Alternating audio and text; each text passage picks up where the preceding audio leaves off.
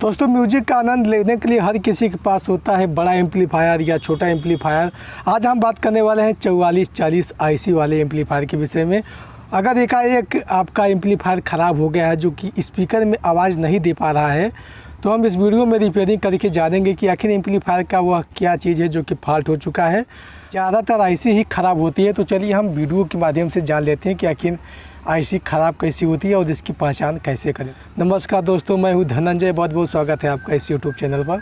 तो आइए वीडियो को देखते हैं और स्टार्ट करते हैं, साथ ही साथ रिपेयरिंग भी करते हैं। अभी मैं एक चैनल में स्पीकर को लगाया हूं, यहाँ पर देख सकते हैं। ये जो स्पीकर का वायर है, यहाँ पे चूहे अपना काम कर दिए हैं, लेकिन मैं भी अपना काम कर दिया हूँ दोस्तों, सही से जोड़ दिया हूँ। इस स्पीकर बॉक्स में से थोड़ा बहुत हमिंग की आवाज़ आ रही है, सुनिए।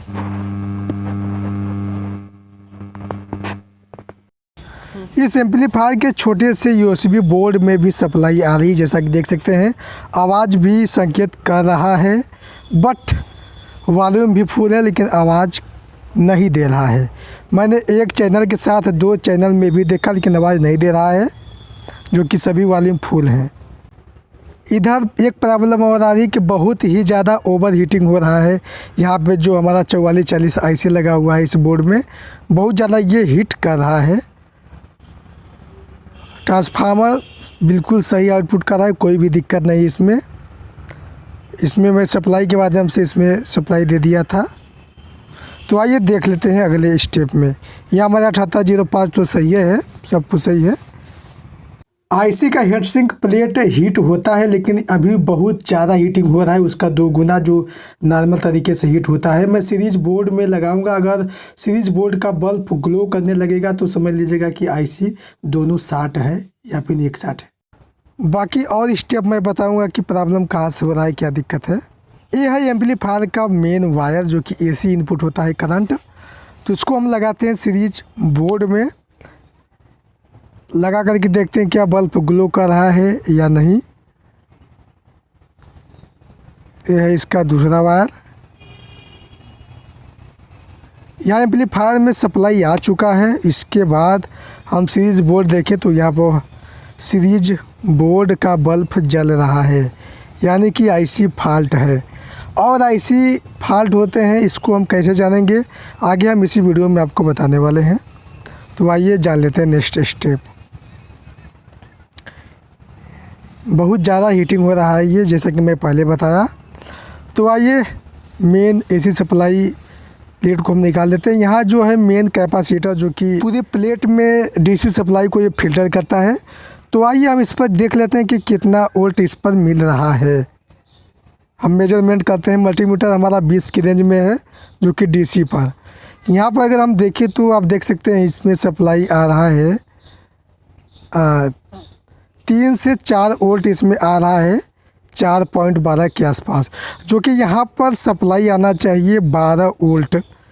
थोड़ा बहुत कम या ज़्यादा हो सकता है, उससे कोई फ़र्क नहीं पड़ता। यहाँ पर हम हीट सिंक प्लेट पे अगर ग्राउंड पर रखते हैं, अगर हम स्पीकर के वायर पे नापते हैं एक वायर पर, तो यहाँ पर देख सकते हैं 3 वोल्ट आ रहा है। दूसरे वायर पर भी आ रहा है 1.92, 93, 97, 2 वोल्ट के आसपास।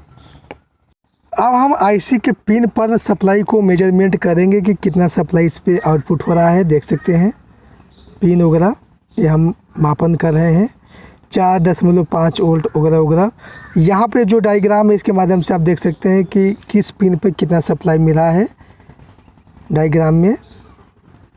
तो यहाँ पे 4 वोल्ट से ज़्यादा सप्लाई नहीं मिल रहा है किसी भी पिन पर, और पिन पर तो नहीं ही मिलता है, जैसा कि आप देख सकते हैं डायग्राम में जो हम बनाए हैं। आइए बारीकी से समझ लेते हैं। ये है लेफ़्ट एंड राइट, या कुछ भी कर सकते हैं। 2 आईसी का 2 आउटपुट स्पीकर।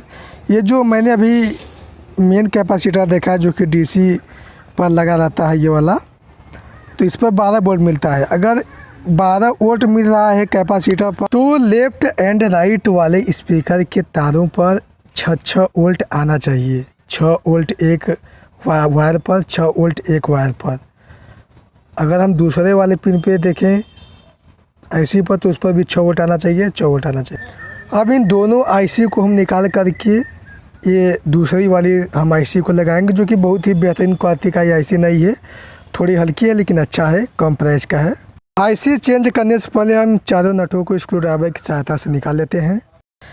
हीट सिंक निकालने के बाद हम दोनों आईसी को भी निकाल लिए हैं, जैसा कि परिणाम यहाँ देख सकते हैं आप।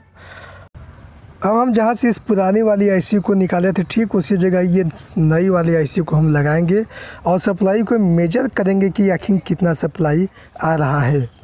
तो यहाँ पे हम आईसी को लगा लिए हैं और सोल्ड भी कर लिए हैं, सारा कुछ कंप्लीट है। नीचे का जो भी कीचड़ है मैं बाद में साफ़ कर दूंगा उसे। तो यहाँ पे आईसी लग चुका है, देख सकते हैं आप नतीजा। अब इस आईसी पर हम लगाएंगे हीट सिंक पेस्ट। इस पेस्ट को लगाने से दोस्तों यही फ़ायदा होता है कि आईसी जल्दी ख़राब नहीं होती है, चाहे अच्छी क्वालिटी की हो या फिर हल्की क्वालिटी की हो। अगर हीट सिंक आपका अच्छी क्वालिटी का है, मोटा है प्लेट, तो इतना जल्दी आईसी ख़राब नहीं होगी। अगर पतला रहेगा तो थोड़ा प्रॉब्लम हो सकता है। तो हम अच्छे से पेस्ट को लगा लिए हैं दोस्तों। यहाँ पे हीट सिंक पेस्ट लगाने के बाद हीट सिंक प्लेट भी मैंने लगा लिया है और स्क्रू की सहायता से मैंने इसे कस भी लिया है। अब इसमें हम देते हैं सप्लाई और मेजर करते हैं डीसी सप्लाई को, जो कि आईसी वगैरह पर कितना आती है। तो वहाँ एम्पलीफायर में देख सकते हैं कि आ रहा है। अभी मैं एफएम पे मोड पे सेलेक्ट कर दे रहा हूँ। इसके बाद हम डीसी सप्लाई को मापेंगे कितना आ रहा है। यह है डीसी सप्लाई का जो मेन फीडर कैपेसिटर है, जहाँ पे मिलता है 12 वोल्ट। यहाँ पे सप्लाई दोस्तों देख रहे हैं, यहाँ पर आ रहा है 12.30 58 वगैरह वगैरह, यानी कि 12 वोल्ट यहाँ पे आ रहा है। यहाँ पे हम एक चैनल की स्पीकर वाले तार पे मापते हैं तो यहाँ पे मिलता है 6 वोल्ट और दूसरे वाले वायर पे 6 वोल्ट भी मिल रहा है। और दूसरे चैनल के स्पीकर वाले पर यहाँ पे देख सकते हैं 6 वोल्ट मिल रहा है। इसके बाद वाले पर दूसरे के वाले पर भी 6 वोल्ट मिल रहा है, यानी कि सप्लाई अब सही से मिल रहा है। अब आइए ऑडियो को चेक कर लेते हैं। एम्पलीफायर का मेन एसी सप्लाई को हम लगा दिए हैं, बल्ब ग्लो नहीं कर रहा है। यहाँ पे देख सकते हैं पहले वाले चैनल में हम ऑडियो को लगाए हैं, देख सकते हैं। आवाज़ मैं एफएम का ही सुनाता हूँ।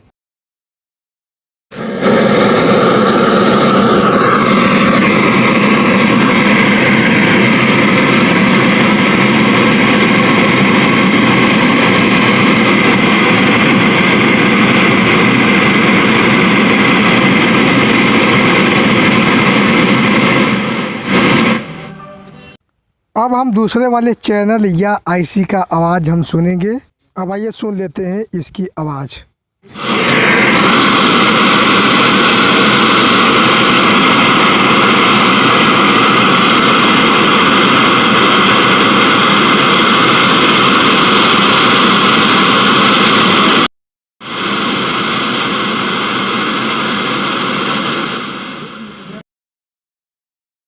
दोस्तों जो आईसी और कैपेसिटर पे सप्लाई कम मिल रहा था वो आईसी 60 की वजह से मिल रहा था।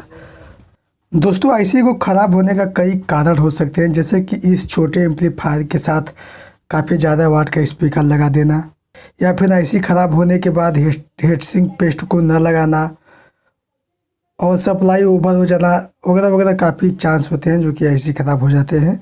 आज की वीडियो में बस इतना ही। अगली वीडियो में हम फिर आपसे मिलेंगे एक नई वीडियो के साथ। तब तक ले जय हिंद, वंदे मातरम।